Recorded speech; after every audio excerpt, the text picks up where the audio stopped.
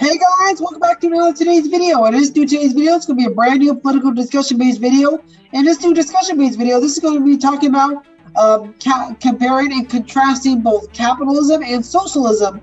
And I wanted to make this video after my Cuba video. And as you may remember from my last video that took place last week on Monday at 9 a.m., I talked about, if you guys remember from that video, I talked about the pros and cons of communism.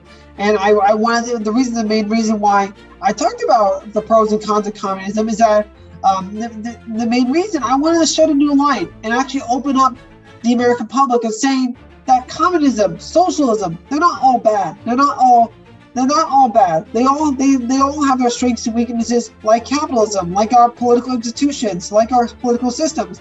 They all have their strengths and weaknesses. Capitalism capitalism has their goods. They have their goods, and I'm sure, heck, I am like proud to live in a country where I have the liberty, I have the freedom to actually live my life the way I see fit, where I'm always fighting hard to actually pursue an ultimate career in politics and to eventually run for elected office. That's what capitalism has brought to me, and I will always be an advocate for capitalism and the American dream, because it gives us that sense of pride and a sense of feeling that we have to work hard. We have to work hard to actually make our dreams come true, to make money, to actually keep working hard and never ever give up on pursuing our dreams. And I will always be an advocate of that.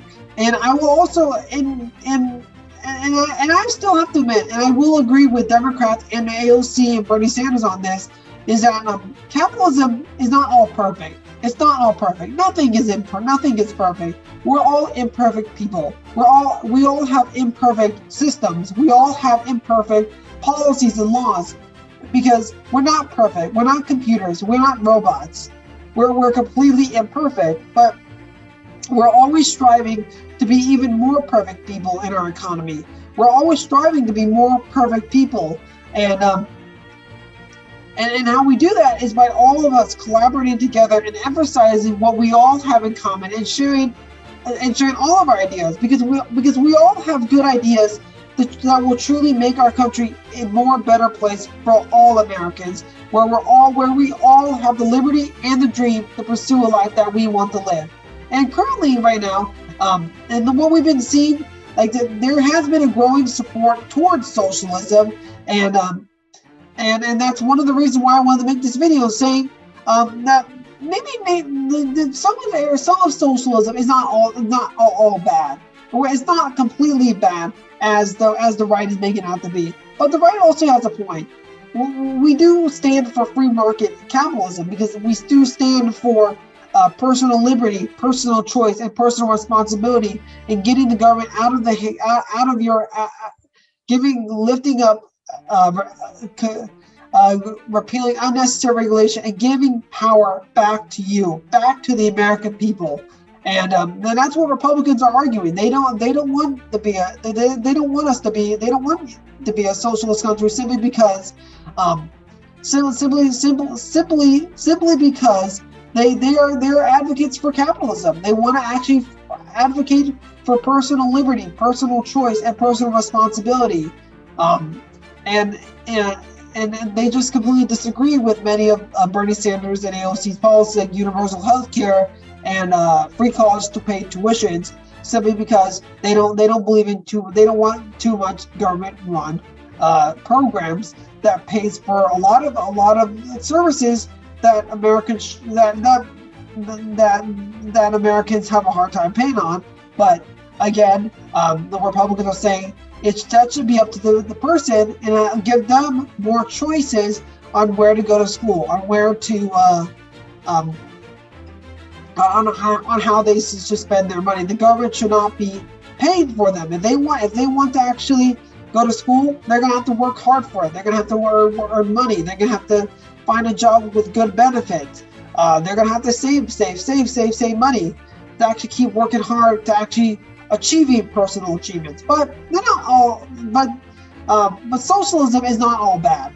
it's all, there are some strengths and weaknesses of both capitalism and socialism, and that's what I will be going into this video, so I can shed a new light, and get us to stop calling people and just name calling people, and actually shaming people like AOC, that she wants to actually make America into a communist or socialist country, when that's never true. She just has good policies. You may disagree with Republicans and conservatives. You may disagree with her on those policies, and Democrats might disagree with Republicans on some other policies. But we all have good ideas, and we're all imperfect people. We all are imperfect people, and that's what we all have to emphasize. We're not all perfect people. We all have our strong beliefs and our strong policies, and we're always fighting to be an even more perfect nation and perfect people that will always never give up, and actually keep working to become more perfect people, where we're always striving for a more perfect union. So now let's talk about capitalism. So now let's talk about and comparing the contrast between capitalism and socialism. And before we do that, actually, let's talk about, we have to understand what the economic system, both of these economic systems are. So we're going to start with capitalism. Capitalism is an economic system in which private individuals or businesses own capital goods. The production of goods and services is based on supply and demand in the general market, known as a market economy, rather than through central planning, known as a planned economy or command economy. The purest form of capitalism is a free market or laissez-faire capitalism. Here, private individuals are unrestrained. They may determine where to invest, what to produce or sell, at which prices to exchange goods and services. The laissez-faire marketplace operates without checks or controls. Today, most countries practice a mixed capitalist system that includes some degree of government regulation of business and ownership of select industries. Understanding capitalism. The functionality is speaking. Capitalism is one process by which the problems of economic production and resource distribution might be resolved. Instead of planning economic decisions through centralized political methods, as with socialism or feudalism, economic planning under capitalism occurs via decentralized and voluntary decisions. And that's what pretty much capitalism is. It's literally an economic system where the goods and services, or the capital goods, are privately owned. They're privately owned by you, the individual, or your employer, or the businesses. It's pretty much privately owned rather than through the government. And it's also based on supply and demand in the general market. And that's what it's based off of. And what we learned in economics, this is actually one of the strengths towards capitalism, is that what we learned in economics is that one of the fundamental economic problems in economics is that society's problem faces scarce resources. Resources are limited. Resources are scarce. And that's one of the reasons why capitalism has one of the biggest advantages towards socialism, is because they actually address the problem of scarce resources and resources being scarce. So that's why they came up with supply and demand, where there's enough, where they're still ensuring that there's enough supply to always keep up with the demand, and to keep up with the demand of a certain good or service, so the consumer is always getting the product and the services that he desperately needs to actually make his life better, to actually make his quality life better for all Americans. And that's one of the strengths with capitalism. And like what I said before, most countries practice under a mixed capitalist system. People like the United States, we do have some areas we have more of a, even though we might be a little bit more capitalist, but we do have some areas of us being a mixed capitalist system where we do have some socialist policies, some policies that would be considered socialist, like welfare, food stamps, Social Security, and so on. We do have some things that actually make other people's lives better, to make sure everyone has the basic needs to survive, to live, where they're not living in the street. They're not living on the streets. They're not actually living in a tent. They all have a home where they can watch TV. Where they can come back home from work. They can study. They can do all sorts of things. They all have the basic needs to survive and live their lives freely and equally as proud Americans. And that's an example of a mixed capitalist system. And that's pretty much, and going to the key takeaways in capitalism. Capitalism is an economic system characterized by private ownership of the means of production, especially in the industrial sector. Capitalism depends on the enforcement of private property rights, which provides incentives for investment in and productive use of productive capital. Capitalism developed historically out of previous systems of feudalism and mercantilism in Europe, and dramatically expanded industrialization and the large-scale availability of mass-market consumer goods. Pure capitalism can be contrasted with pure socialism, where all means of production are collective or state-owned. In mixed economies, which lie on a continuum between pure capitalism and pure socialism, the real-world practice of capitalism typically involves some degree of so-called crony capitalism, due to demand from business for favorable government intervention and government's incentives to intervene in the economy. And that's one of the main key takeaways, is that they're trying to get government to actually where it's more based on property rights, and where the goods and where the production of goods and services, especially in the industrial sector, is privately owned. They're not owned by the government. There might be some resources that will be owned by the government, but a lot of the goods and services are more privately owned in a capitalist economy, unlike in a socialist economy. And the 5 types of, and as well, like what I said before, there's actually many different types of capitalism there's many different types of capitalism, and like how there's many types of socialist type economies. One of the key ones is laissez-faire capitalism, a complete lack of government interference in the economy. This means no regulation, taxes, subsidies, or government-controlled services. Laissez-faire capitalism tends to result in large monopolies that may interject into every aspect of life, restrict freedoms, prevent competition, and harm shared resources. If a monopoly grows to control most industries, it begins to resemble a socialist system. Crony capitalism. Crony capitalism is a system of government interference in the economy based on close relationships between companies and government officials. This leads to underinvestment or overinvestment, inefficiency, low productivity, waste, destruction of shared resources, and political instability. For example, a society suffering from crony capitalism may overinvest in certain types of infrastructure due to close relationships between the government and construction firms. Market economy.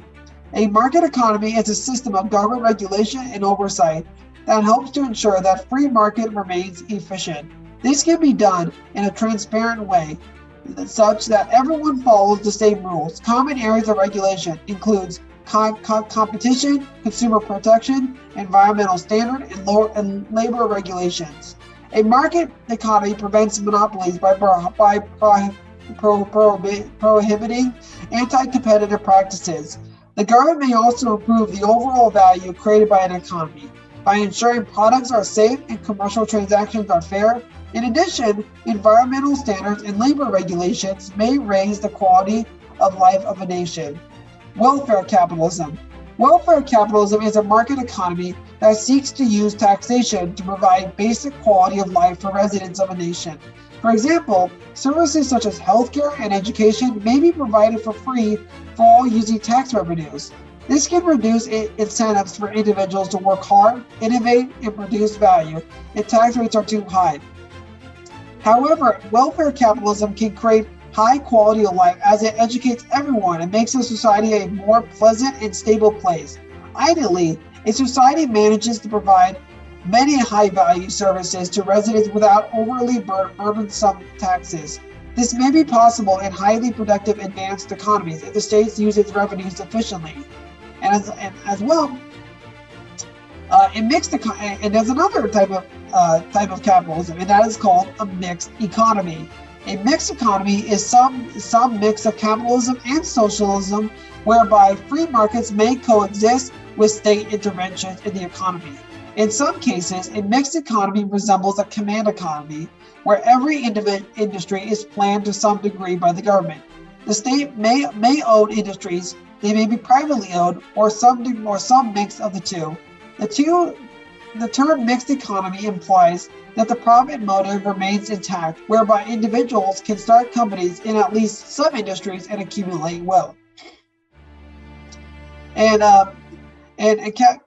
capital type is economics. Definition 1: an economic system based on property rights and free participation rates.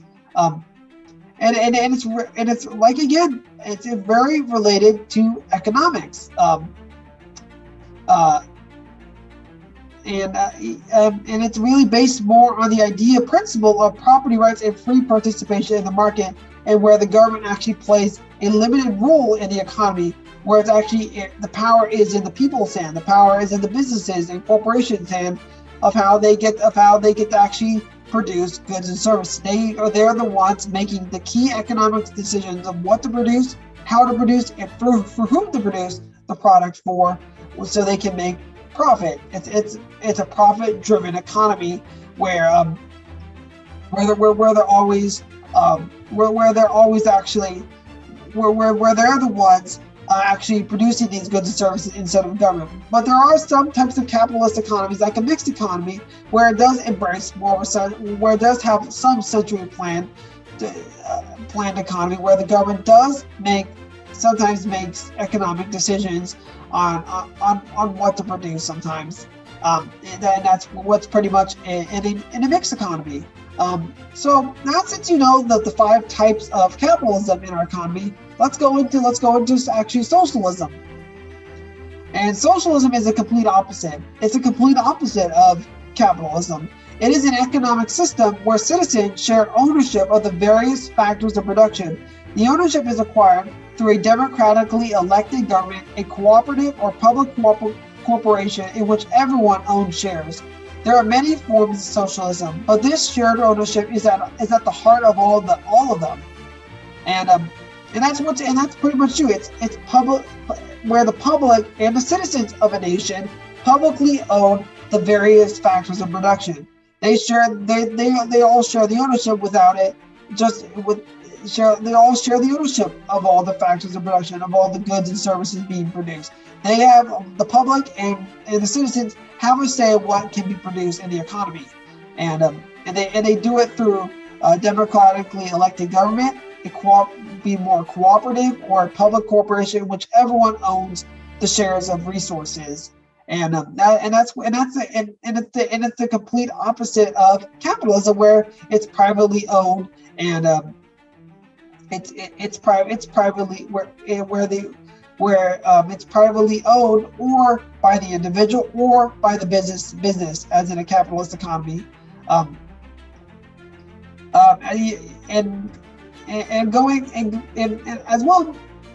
how the whole economic system of socialism does work in theory and in practice. The actual workings of a socialist system can come in any number of forms. Fundamentally, the core question comes down to whether the levers of production are controlled by a central authority like the government, the markets, or some combination of the two. Ownership should still be in the hands of the people, but the practical outworking of this will vary depending on what apparatus is driving production. And this goes into the area of, there are many different types of socialist economies. And there are 8 types of socialist economies. There are 8 types of socialism. One of them, this is what Bernie Sanders calls himself as, is democratic socialist. In other words, democratic socialism. The means of production are managed by the working people, and there is a democratically elected government. Democratic planning is used for common goods, such as mass transit, housing, and energy, while the free markets is allowed to produce and distribute consumer goods. And the other one is revolutionary socialism. Socialism will emerge only after capitalism has been overthrown, although the revolution is not necessarily a violent one. The factors of production are owned by the workers and managed by them through central planning. And this is going a little bit to the realms of communism, where this is what Karl Marx believed in, is that once capitalism has actually to the point where it's becoming more inefficient, there's a lot of class struggle. There's a huge gap between the wealthy and the poor, or the middle class, or or what, as Karl Marx saw it, as the proletariats. That they will eventually believe that capitalism has reached its end. And as it reaches its end, it's time to all rise up against capitalism. It's all time to rise up against the bourgeoisie and overthrow them to the point where the wealth is where the factors of production are owned by the workers, and it's all managed through a centrally planned economy where the wealth is redistributed equally among the masses. That's an example of revolutionary socialism, all rising up to overthrow the capitalists, to overthrow the bourgeoisie. And it doesn't have to necessarily be a violent one.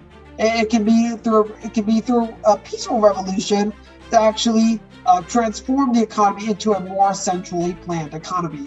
As well, the other type is libertarian socialism. Libertarianism assumes that people are by nature rational, autonomous, and self-determining.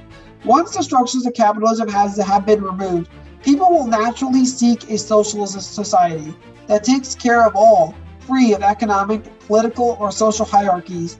They will see that it is best for their own self-interest. And the fourth type is market socialism. Production is owned by the workers.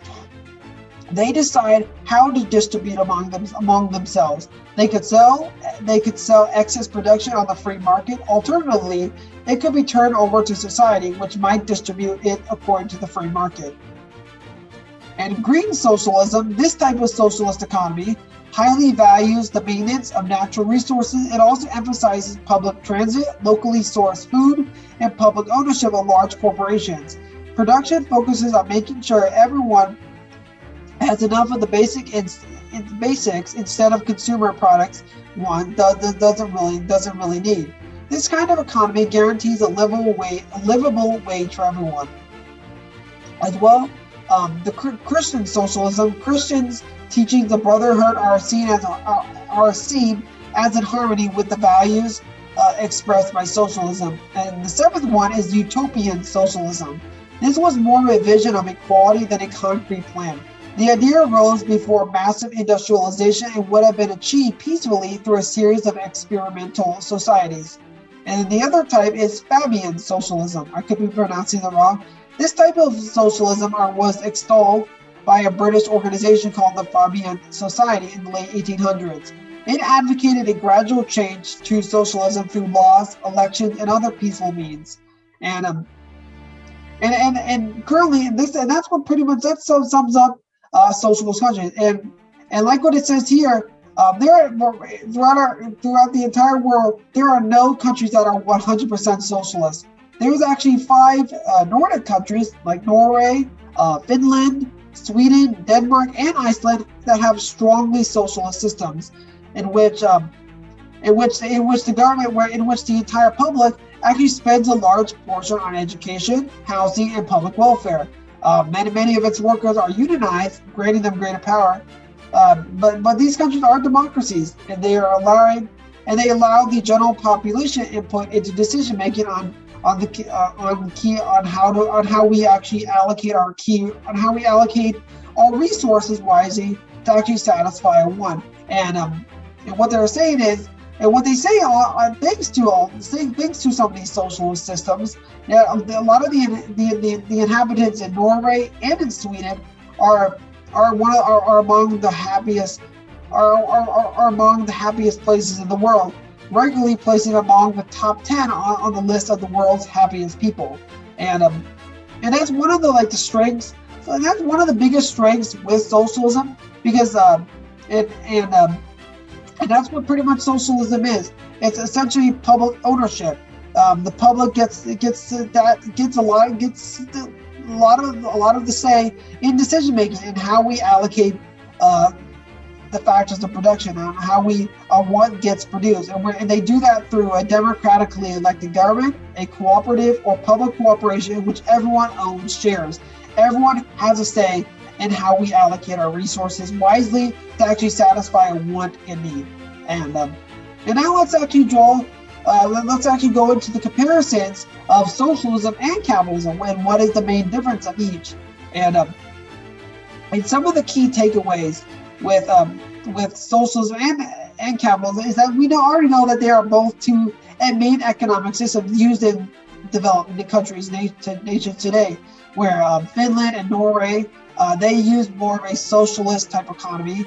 The U.S. is more of embraces more capitalism, simply because we value the rights of the individual. We want to protect the individual's rights, property rights, and so many other freedoms and liberties, and not have the government actually interfere in their lives.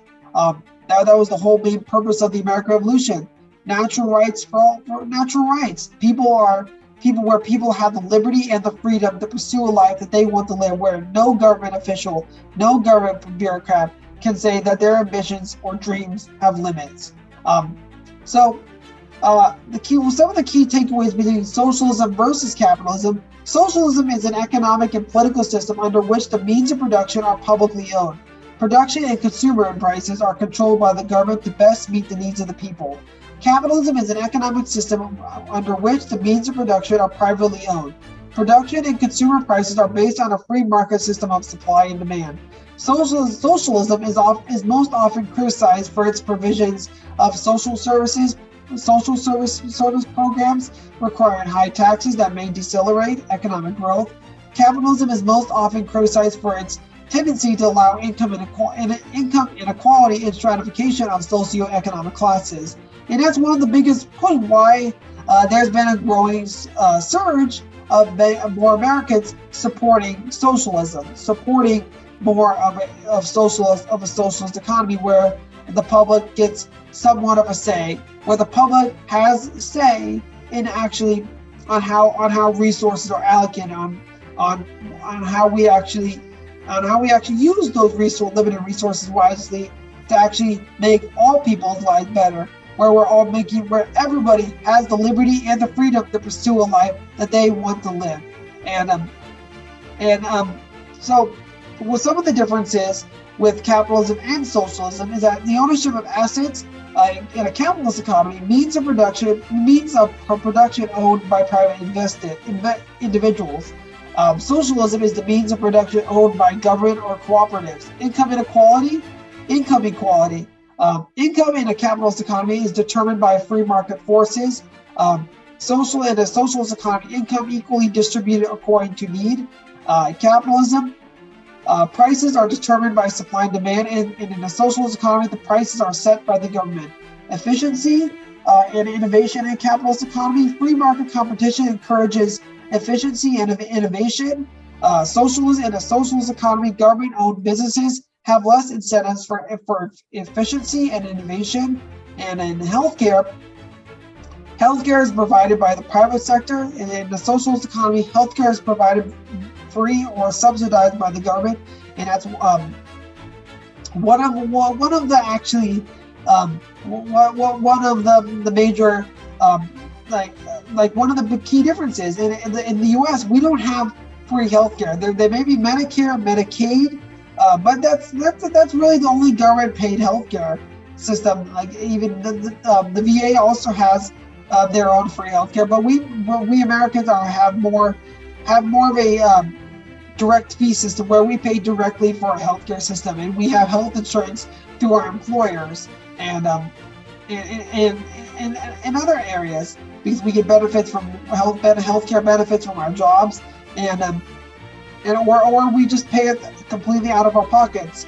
We find other health insurance throughout our country. It's basically just private health insurance. While in socialism, and the healthcare is provided free or subsidized by the government, where the government is pretty much the entire payer for all Americans, where everybody is where the government pays for everybody's healthcare, and as well, in a capitalist economy, limited taxes are based on individual income.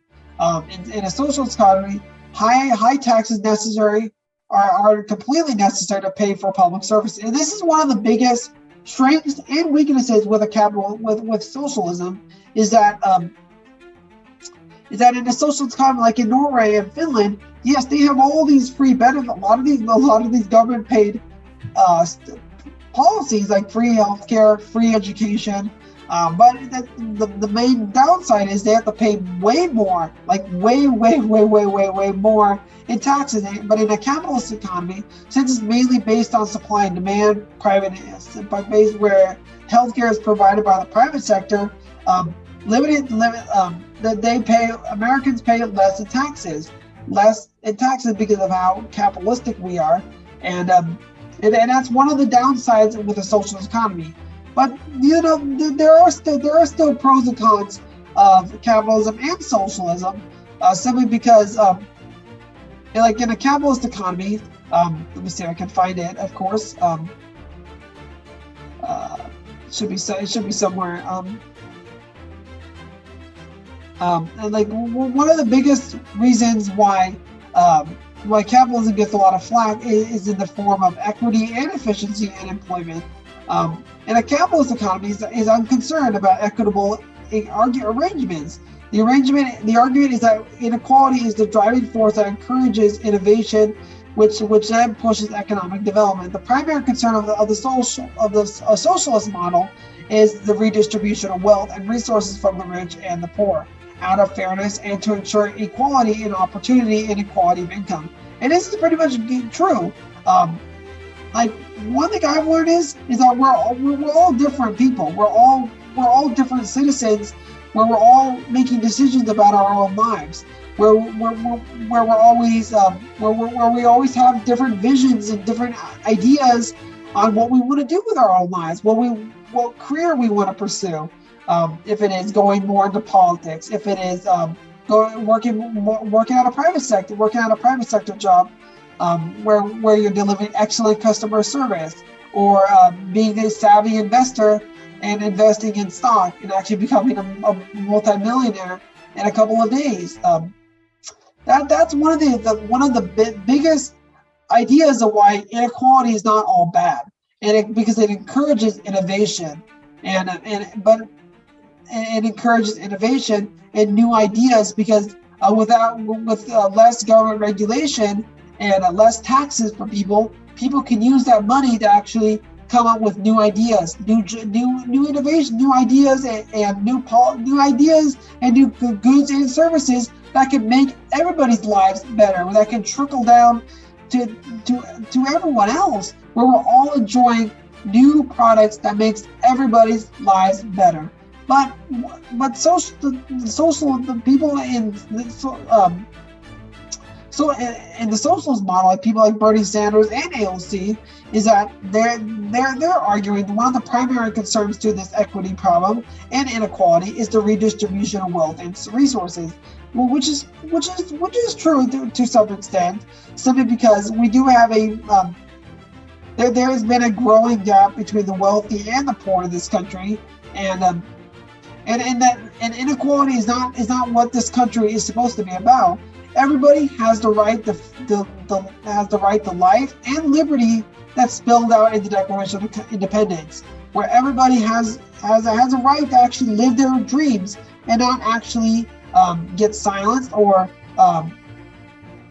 and not be treated like they're a bunch of where they're always dependent on, where they're only bounded by their own certain their life issues, and that's one of the biggest problems. And that's why there's been a growing support towards socialism and Medicare for all and government-run policies. And people like Bernie Sanders want to address the redistribution of wealth and the inequality gap. They want to level the playing field between the rich and the poor, and actually make it imbalance, make it far more balanced, and that's one of the biggest reasons why why people think we should move to more of a capitalist and socialist economy. And this is all true and all. Capitalism and socialism they're not all bad. It's not all they're not all they do have their strengths and weaknesses. They do have their pros and cons of what capitalism is and socialism is. They all have strengths and weaknesses, and what I've been seeing on the news and why I wanted to make this video is they all have their goods. They all have their bads. They're not all bad. They're not all bad. Socialism is not entirely all bad. Capitalism is not entirely all bad. I think we just, in my opinion, what I've been seeing on so much of on the news, people, the New York Republican, I don't remember the Republican name, but it was a New York Republican House representative who fled Cuba and saying that she was calling out AOC because she wants to make it calling out her, and the Republicans are labeling AOC as a socialist, that she wants to make America into a communist or socialist country, when that's never entirely true. And Republicans are blasting, while Democrats are blasting Republicans and saying that they're against giving everybody a fair and equal shot at living their life, when that's not entirely true. And I wanted to make this video simply because that we're all imperfect. No matter who we are, no matter what beliefs we strongly believe in, we're all imperfect. The capitalism and socialism is imperfect. They're not. They all have their goods and weaknesses. And in my opinion, the best idea possible, let me see if I can find it, of course, is mix what's good with capitalism and socialism. Let's push more for a mixed economy where we're combining the goods of both capitalism and socialism, where we can have innovation, where the public is, where we do have some public ownership in the factors of production, where the private individuals do have some areas of where the private individuals and the companies do have some say in the factors of production. They do own some of the resources in the factors of production, in the production of goods and services, where we have a mixture of state intervention and the free market, and, because they all have their goods, they all have their strengths and weaknesses, and let's combine what's good with capitalism and socialism. What's good, let's combine with everything. What's good? We all have good ideas, and like what I said in all my videos, is that we all have good ideas to actually make this nation a better place, where we're always striving for a more perfect union. Let's emphasize what capitalism and socialism and even communism has in common, because you know what? They have their pros, they have their cons, and I say, in my opinion, it's literally time for us to stop name calling people and calling people communist or socialist, because they think we need to end the Cuban embargo. They think we need to push for more Medicare for all, government-run healthcare, and free college tuition, and a Green New Deal. And it's time for people on the progressive side labeling and calling out and saying that Republicans are evil because they're just for the rich and for billion-dollar corporations that want to sell our country. No, that's not right. That is not right, because everybody has good ideas, and we all are imperfect. And the only way we become more perfect people and perfect, and far more perfect nation, is that we emphasize what we all have in common. We understand that we all have our strengths and weaknesses, like capitalism and socialism, and we just combine the goods of all of our talents, and we can actually together fight for and always strive for an even more perfect union. So let me guys hear what you guys talk and stand on capitalism and socialism in the comment section below. Do you absolutely agree with me? Do you think it's that capitalism and socialism has their pros and cons, has their strengths and weaknesses, and I think that we should actually strive to actually mix all of what mix both capitalism and socialism together to actually create a society and a community where all people have the liberty and the freedom to pursue a life that they want to live freely and equally as proud Americans that will truly reimagine a new nation that will always strive to be a better country than as our founding fathers and us have always envisioned to live. So don't forget to like and subscribe, and tell me and share your thoughts about capitalism and socialism in the comment section below. And also don't forget to actually make other video suggestions on this channel about what other political issues I should tackle, because I will add it to my to-do list. But until next time, guys, don't forget to like, subscribe, and don't forget to like, subscribe, and comment down below on video suggestions or your stance on both capitalism and socialism. And until next time, guys, this is the Young Centrist, and I am out.